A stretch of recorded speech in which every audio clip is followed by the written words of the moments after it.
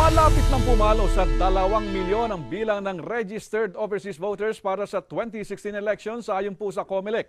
Sinabi po naman ni COMELEC Chair Sixto Brillantes na posibleng maibalik ang inalis na 90 million peso budget para sa overseas voting. Mula po Maynila, may balitang global si Jerome Padriquela. 1.8 million registered overseas voters na ang nakilista sa COMELEC. Ito ang inanunsyo ni COMELEC Commissioner Losinito Tagle sa pagbubukas ng pinakabagong Overseas Voter Registration Center sa OWA Intramuros. Kumpiyansa si Tagle na maaabot nila ang target na 2 million registered overseas voters bago matapos ang 2014.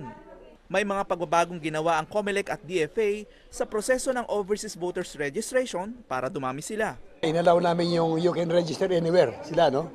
Hindi ka na kailangan doon sa post mo. Any post, pa-register ka. Ayan, kaya dumadami yan. At isa pa, bago sila umalis, nagtayo kami ng mga registration centers dito sa Pilipinas. Bagay na sinang-ayunan ni Aling Liwayway, isang OFW sa Oman, nang isabay niya ang kanyang pagrehistro at paglakad ng kanyang papeles sa OWA. Gusto ko na kahit nasa ibang bansa ako, makaboto ako. Sabi naman ni COMELEC Chairman Sixto Brillantes, makuha man nila ang target na 2 million registered overseas voters bago mag-2016, kailangan pa rin bigyan pansin ang low voter turnout sa mismong overseas election period. Ang target is to increase the registration, tapos lakihan din yung turnout. Kasi yung turnout ang problema, maski na 5 milyon niya, kung boboto 100,000 lang, wala rin kwenta. Importante yung makaboto, yung marami. And that can be done only through the internet voting.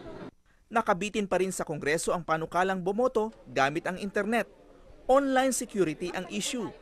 Kasi ang problema dyan, yung security aspect. Ang internet, ang problema mo, hindi mo nakikita yung bumoboto. Pwede parehistro lang. Pag nakarehistro, may PIN yan, baka yun ang gamitin, baka ipasa-pasa.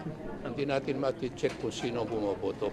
Tungkol naman sa tinanggal na budget ng COMELEC para sa overseas voting, malaki ang posibilidad na maibalik ito sa kanila.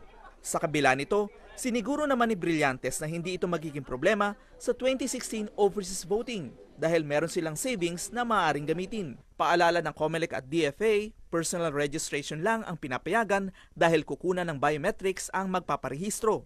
Hanggang Oktubre 2015 lamang ang registration period. Jerome Padriquela, ABS-CBN News.